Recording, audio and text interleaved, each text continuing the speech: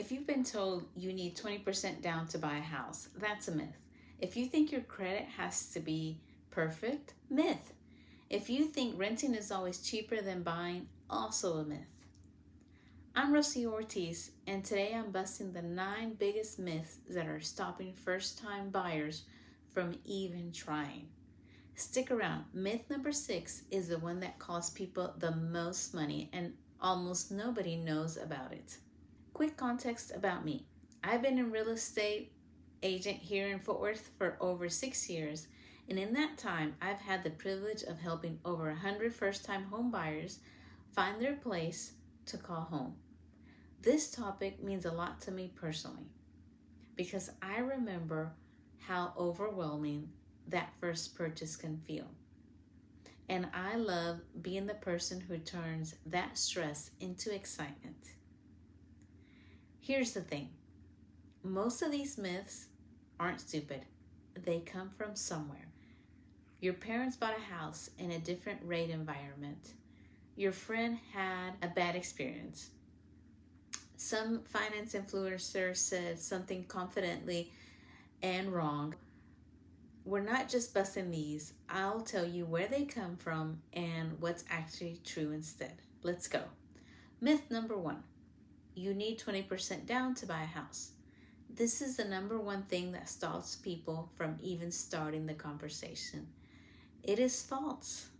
Where it comes from, 20% down avoids PMI, private mortgage insurance. So people hear avoid PMI and translate that in their head to required.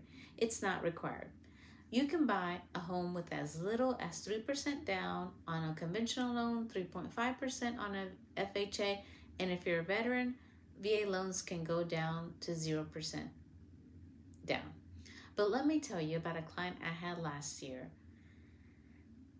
She was looking at a house around $350,000, and now most people here buying a house and immediately think that they need to have tens of thousands of dollars and sitting in their bank account.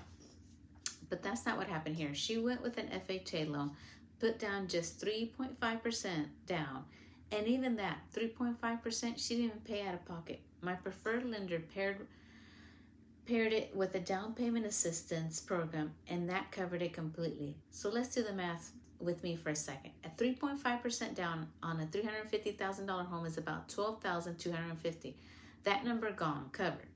But the reality, PMI on a low down payment loan often runs $50 to $150 a month, depending on the loan size, and it comes off once you hit 20% equity. That's not a reason to wait 5 years saving up.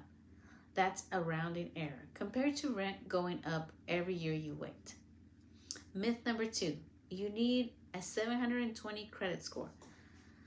Second biggest myth, people think that they need excellent credit to even qualify. Reality, FHA loans go as low as 580 with 3.5% down, and some lenders work with scores even lower with a bigger down payment. Conventional loans typically start around 620. Your score doesn't have to be perfect. It has to be workable, and there's a difference. What actually matters more than the number is how long you've had your credit, your payment history, and your debt to income ratio. Myth number 3, pre-qualified and pre-approval aren't the same thing. This one isn't dangerous because it's wrong. It's dangerous because people don't know it's a spectrum. Pre-qualification, you tell a lender your numbers, they give you a ballpark. Nobody's checked anything. A pre-approval, they've actually pulled your credit, verified income and assets, and given you a number underwriting has signed off on. In a competitive market, a pre-qualification letter is basically a piece of paper. A pre-approval is a weapon. Okay, myth number 4, the listing price is the final price. People treat the listing price like a sticker price at a store. It's not. It's a starting point set by a strategy, not necessary value. Homes get priced low to create bidding wars. They get priced high to test the market. They get priced based on comps from 6 months ago in a market that's moved since. The listing price tells you what the seller is hoping for. It doesn't tell you what the house is worth or what you'll pay. I recently had a client that was able to get a home $20,000 less than the list price and also still got some of the closing costs covered by the seller. Myth number 5, renting is always cheaper, so I should wait. This is true in some markets for some people for some amount of time, but it's not a universal law. What people miss, rent is 100% gone every month. A mortgage payment is partially gone, interest, taxes, and insurance, and partially building something you keep, principal and appreciation. Waiting to save more first often means waiting while home prices and rent both go up. So you're saving toward a moving target. This isn't buy no matter what. It's run your actual numbers instead of a rule of thumb. Myth number 6, you have to pay all closing costs yourself. This is the one I said would cost people money, because not knowing this means people either don't know, don't buy, or they drain their savings when they didn't need to. Sellers can pay your closing costs. It's called a seller concession.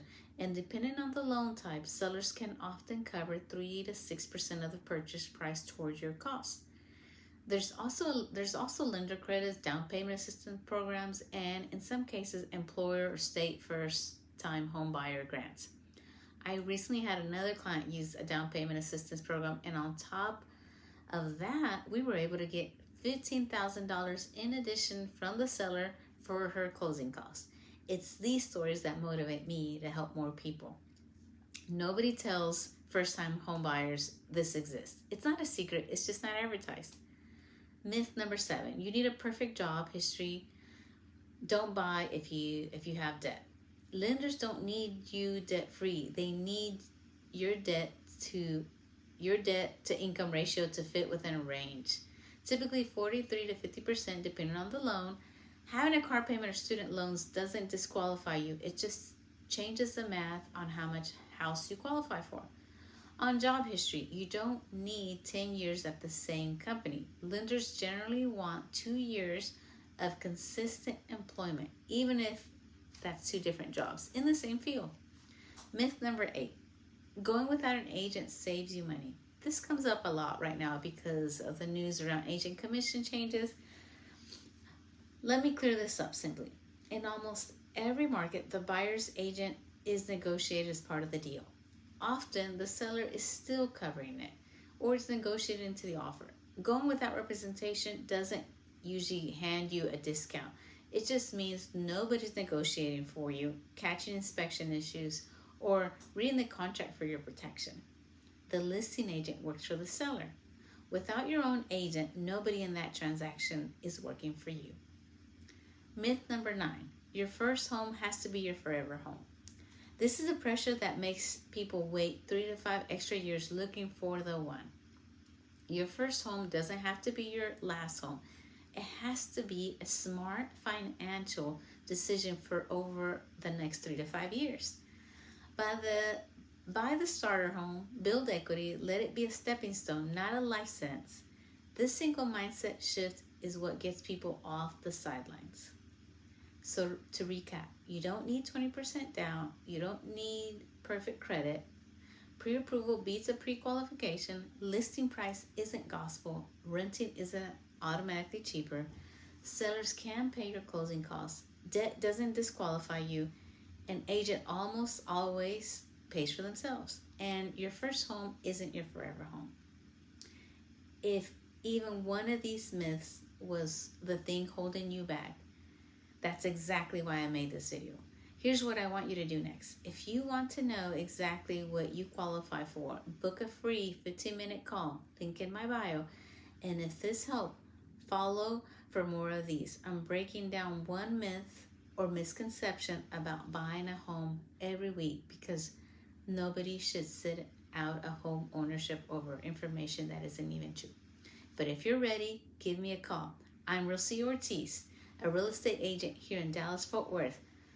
817-715-1402. See you in the next one.